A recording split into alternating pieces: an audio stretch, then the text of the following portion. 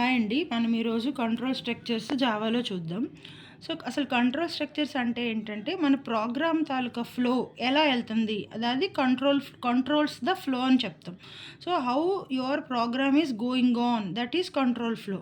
So, ఇందులో 3 types ఉంటాయి. First వచ్చి decision making statements, second one is loop statements, third one is jump statements. ఇందులో మళ్ళీ different types ఉంటాయి. మనం వన్ బై వన్ చూద్దాం.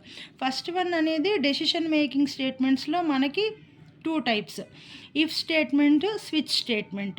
మళ్ళీ ఇఫ్లో four types, simple if else, if else, if ladder, nested if. ఈరోజు మనం ఈ వీడియోలో ఈ ఫస్ట్ టూ చూద్దాం, simple if else. Simple if అంటే ఏంటంటే, ఇఫ్ ఇది సింటాక్స్. If condition statement 1. ఇప్పుడు నేను మీకు ఎగ్జాంపుల్ ఎక్స్ప్లెయిన్ చేస్తాను, అప్పుడు మీకు క్లారిటీ వస్తుంది అసలు ఏంటిది అని.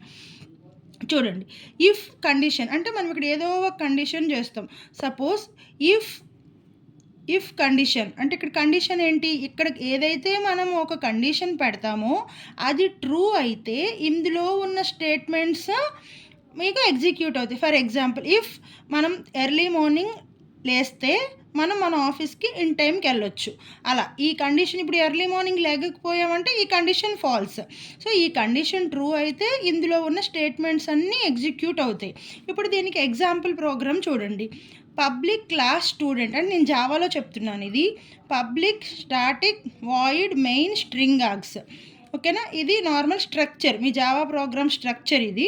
ఇక్కడ చూడండి, ఫస్ట్ ఇంట్ ఎక్స్, దాని వాల్యూ 10. ఇక్కడ ఒక వేరియబుల్ని తీసుకొని దానికి ఒక వాల్యూ అసైన్ చేశాను.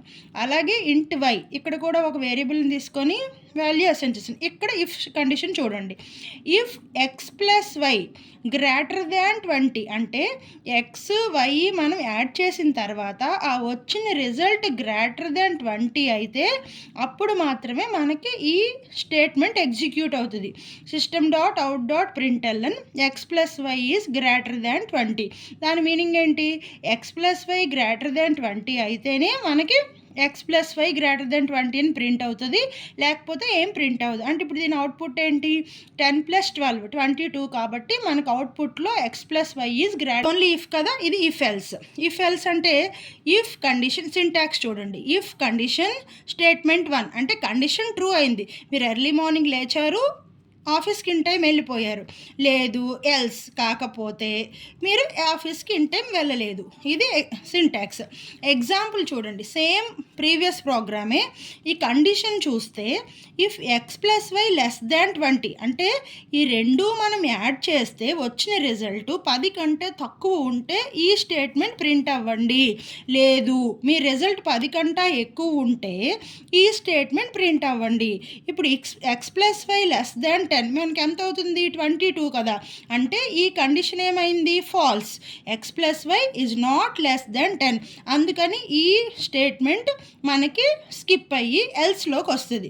సో ఎల్స్లో ఏమవుతుంది, ఈ స్టేట్మెంట్ ఎగ్జిక్యూట్ అవుతుంది. సో అవుట్పుట్ ఏంటి, x plus y is greater than 20. ఓకేనా, ఇవి రెండు.